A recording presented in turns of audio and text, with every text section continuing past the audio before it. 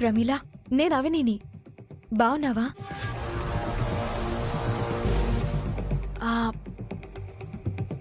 ఏం లేదే, నాకొక హెల్ప్ చేస్తావని కాల్ చేశాను.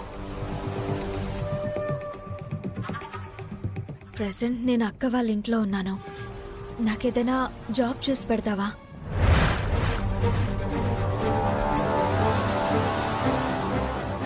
కలిసినప్పుడు జరిగిన విషయాలన్నీ వివరంగా చెప్తాను. నాకైతే వీలైనంత తొందరగా ఒక జాబ్ చూసి పెట్టు ప్లీజ్. శాలరీ ఎంతైనా పర్వాలేదు, ముందు నాకొక వ్యాపకం కావాలి.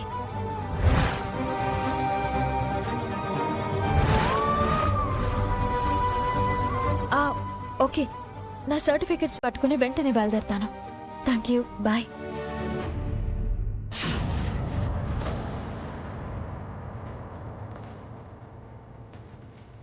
ఏమైందక్కా, ఎందుకు అలా చూస్తున్నా?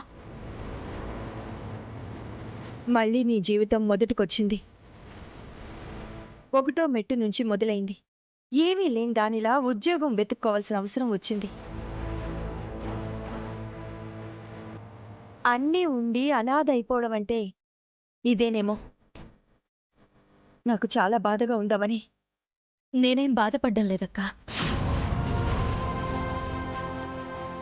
గడియారంలోని సెకండ్ల ముళ్ళు, నిమిషాల ముళ్ళు, గంటల ముళ్ళు ఎక్కడ మొదలవుతాయో తిరిగి అక్కడికే చేరుకుంటాయి.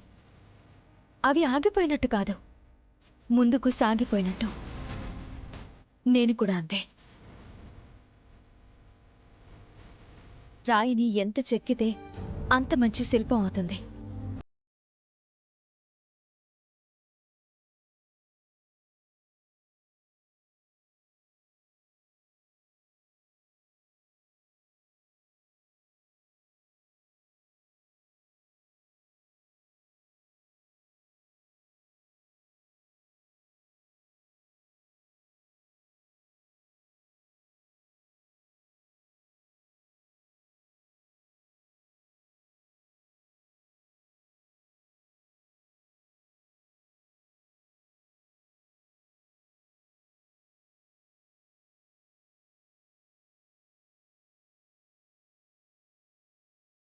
మనిషి కృంగిపోకూడదక్కా.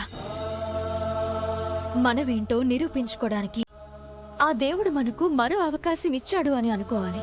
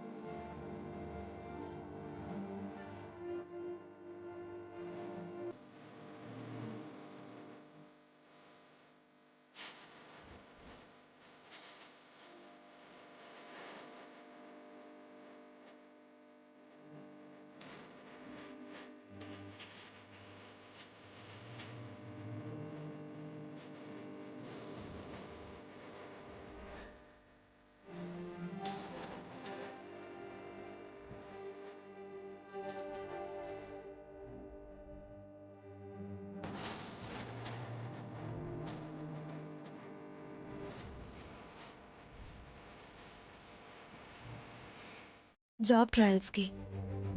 నువ్వు జాబ్ చేయాల్సిన అవసరం ఏంటి? అక్క మీద నేను నా బిడ్డ ఎంతకాలం ఆధారపడతాం? నేను కూడా అక్కకు ఆర్థికంగా ఎంతో కొంత సాయంగా ఉండాలి కదా. భర్త ఆదరణకు దూరమైన నాలాంటి సింగిల్ పేరెంట్ ఆడవారు ఎందరో తమ కాళ్ల మీద తాము నిలబడి బ్రతుకుతున్నారు. నేను కూడా అంతే.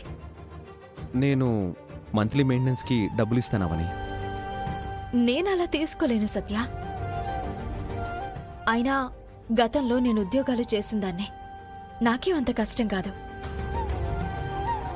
నీ దగ్గర నుంచి డబ్బులు తీసుకుంటే దానిని సహాయం అనుకోరు, దానికి మరో పేరు వాడతారు. జనాల గురించి నువ్వు ఆలోచించుకో.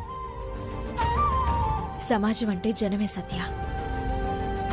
మనం మన కోసం కంటే మన గురించి జనం ఏమనుకుంటున్నారా అనే దాని గురించే ఎక్కువగా ఆలోచించాలి. రోజులు ఆ విధంగా మారిపోయాయి. ఫంక్షన్ బాగా జరగాలని నేను రాలేదు, కానీ ఫంక్షన్లో జరిగిందే తెలిసిందే.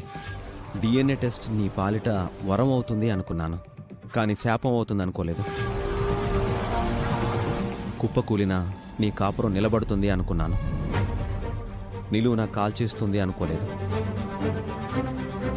నీ కన్నీరు తుడుస్తుంది అనుకున్నాను, మరింతగా కన్నీరు పెట్టిస్తుంది అనుకోలేదు. అక్షయ మీ ప్రేమకి ప్రతిరూపం. అలాంటప్పుడు అక్షయ్ శ్రీకర్ వలన కలిగిన సంతానం కాదని ఆ విధంగా ఎందుకు వచ్చింది?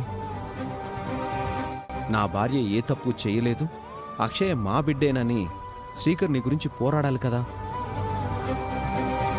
తల్లి మాటను లక్ష్మణ రేఖలా ఎందుకు ఆగిపోయాడు? నాకు శ్రీకర్ మీద కోపం వస్తుంది. ఇక నువ్వు శ్రీకర్తో కలిసి ఉండడం అనవసరం అనిపిస్తోంది. అర్థం చేసుకుని భర్తతో, అండగా నిలబడలేని భర్తతో కలకాలం కలిసి ఉండాలని నువ్వు ఇంకా ఆశపడ్డంలో అర్థం లేదవని. నీ మంచి కోరే స్నేహితుడిగా నేను చెప్పేదేంటంటే, నీ సమస్యకి పరిష్కారం విడాకులు.